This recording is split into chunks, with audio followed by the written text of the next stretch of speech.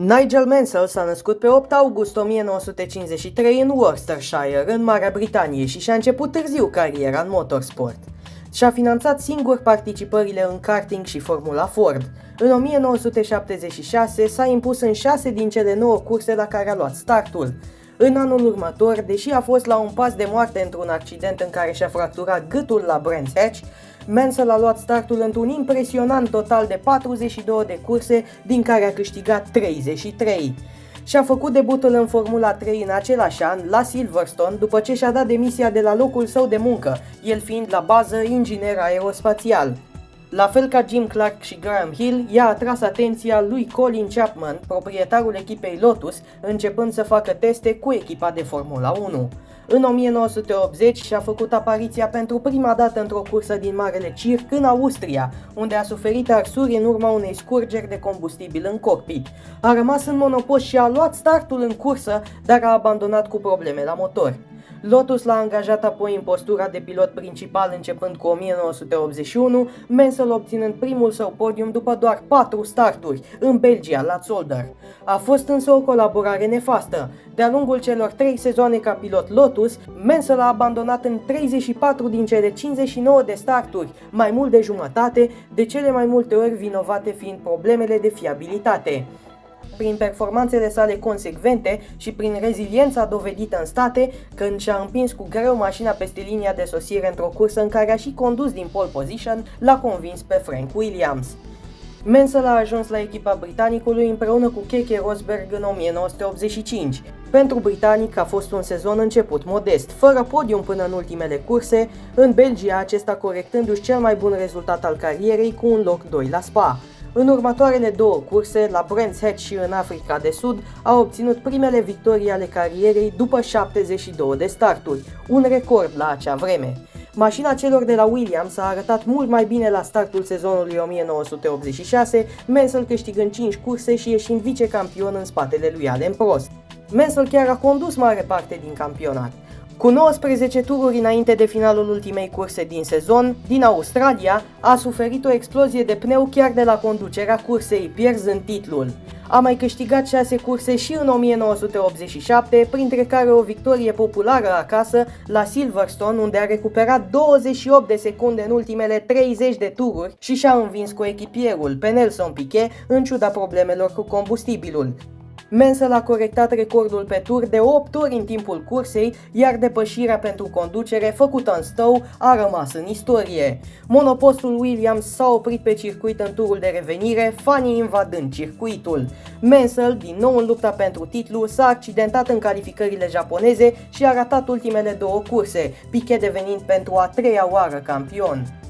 În 1988, Mansell l-a avut coleg pe Riccardo Patrese, fiind acum pilot principal al echipei. Nu a fost o campanie deloc ideală pentru britanic, care a terminat doar 2 curse, ambele pe locul 2, ajungând doar pe 9 la general, motiv pentru care la finalul sezonului s-a mutat, pentru prima dată în carieră, la o echipă bazată în afara Marii Britanii, anume scuderia Ferrari.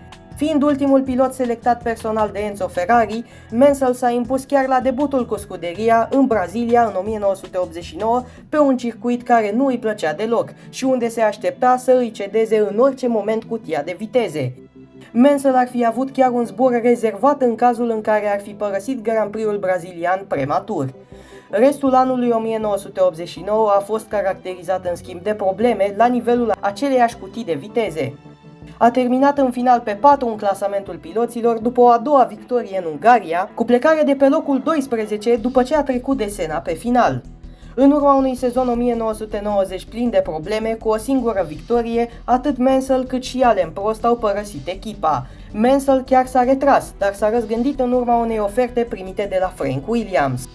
Britanicul s-a întors în echipa care îl făcuse de 2 ori vicecampion, câștigând 5 curse, printre care și Marele Premiu al Spaniei, în urma unui duel spectaculos cu Senna.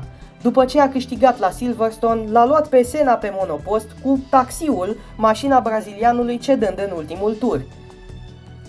În Canada, Mansell însuși a pierdut o victorie în ultima jumătate de tur, suferind și el o cedare chiar de la conducere. Prin constanță, Senna l-a învins pe Mansell la general, britanicul ieșind vicecampion pentru a treia oară în carieră în 1991. Mansell însă avea să înceapă sezonul 1992 mai bine ca niciodată. A câștigat primele 5 curse consecutive din pole, toate cu tur rapid și 2 chiar cu Grand Slam. După un loc 2 la Monaco în urma unui duel strâns cu Senna, a abandonat în Canada și a continuat apoi seria, ajungând la 8 victorii în 10 curse și construindu-și un avans uriaș. De-a lungul sezonului a avut un procentaj de 87,5% pole position-uri, 14 din 16, cu încă 2 podiumuri și o victorie în Belgia, și-a adjudecat titlul și a părăsit Formula 1 în glorie, mergând în IndyCar, unde a câștigat imediat la Surfers Paradise în Australia, a ieșit apoi pe 3 la Indy 500 și a devenit campion chiar în primul său sezon în state. Titluri consecutive în Formula 1 și IndyCar obținute la 39 și 40 de ani. La sfârșitul sezonului 1994 a traversat din nou Atlanticul, revenind în Europa. După ce a terminat pe 8 la general, s-a întors în Formula 1. A fost plătit de Williams cu aproape 1 milion de lire sterline pentru a reveni la Marele Premiu al Franței, de peste 3 ori mai mult decât coechipierul Damon Hill în tot sezonul. Mansell rămăsese singurul campion de pe grilă. A abandonat la primele 2 prezențe, la Manicur și Jerez, terminând pe 4 în Japonia și obținând ultima victorie a carierei în finala de la Adelaide, în care Hill a pierdut titlul în lupta cu Michael Schumacher. După ce a fost înlocuit permanent cu David Coulthard, Mansell s-a alăturat echipei McLaren. Acesta nu avea loc în mașină și a fost înlocuit de conaționalul Mark Blundell pentru primele 2 curse. Mansell s-a întors pentru a 3-a etapă, cea de la Imola, mașina lui fiind refăcută în 33 de zile. A terminat pe 10 și nu a obținut puncte. După etapa din Spania, nemulțumit de monopost, s-a hotărât să se retragă definitiv, decizie pe care avea să o regrete. În 1996, Mansell a negociat cu Jordan și le-a și testat monopostul, însă în urma testelor de la Barcelona a decis să nu semneze contractul. A concurat periodic în mai multe campionate până în 2010, când la vârsta de 57 de ani a participat la Le Mans împreună cu fiii săi. Mansell a suferit o comoție după un accident în turul 5 și a devenit magician pentru a își spori recuperarea. În ultimii ani a fost comisar de cursă la mai multe etape din Formula 1, a scris cărți cu și despre Formula 1 și chiar a fost proprietarul unei echipe de ciclism. A jucat și golf, asta încă din timpul carierei sale în Formula 1.